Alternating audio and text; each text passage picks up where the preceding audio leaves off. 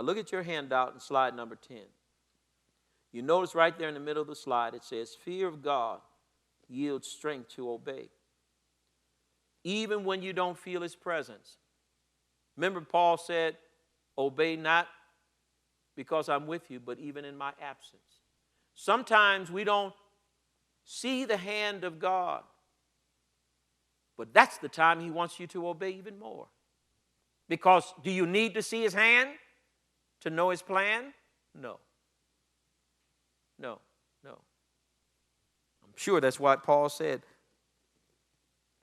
Obey, not just because I'm there, but in my absence also. Sometimes you don't feel the presence of the Lord, but he's always there.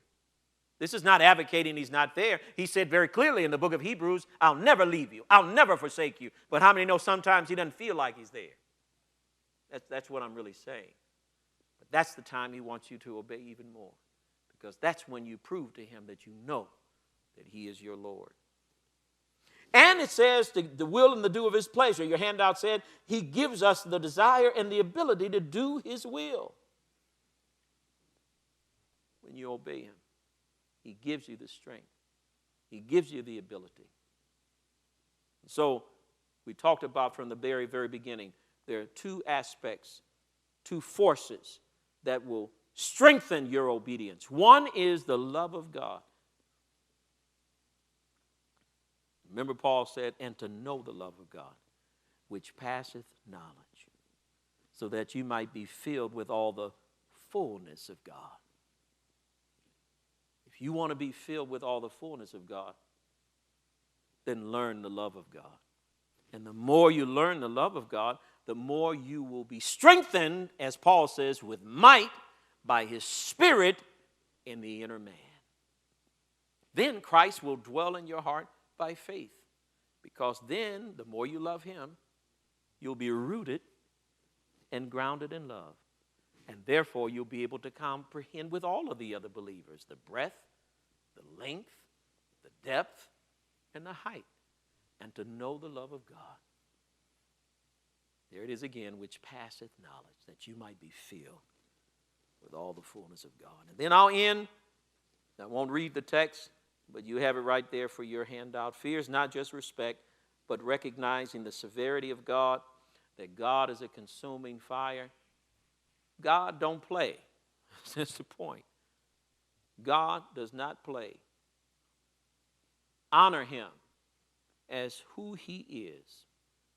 And what you'll find is your life will get stronger and stronger every day, and you'll get stronger in your obedience to him.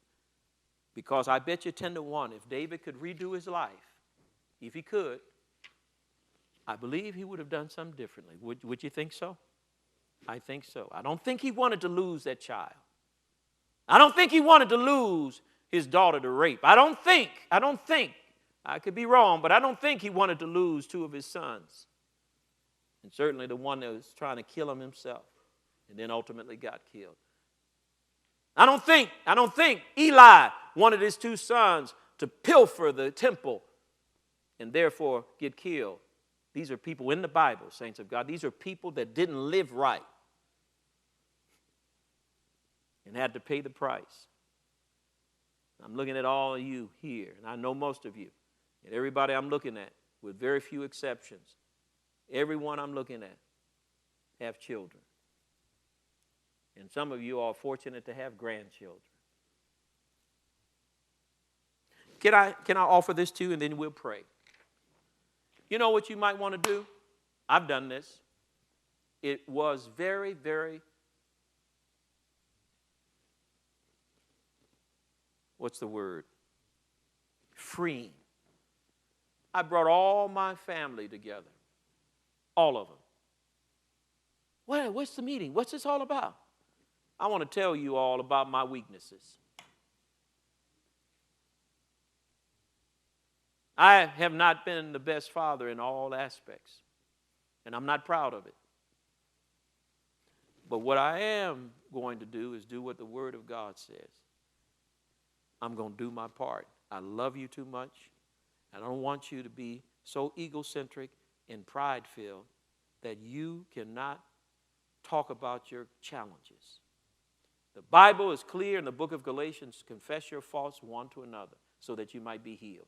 And so I'm going to tell you all that I haven't been the greatest father.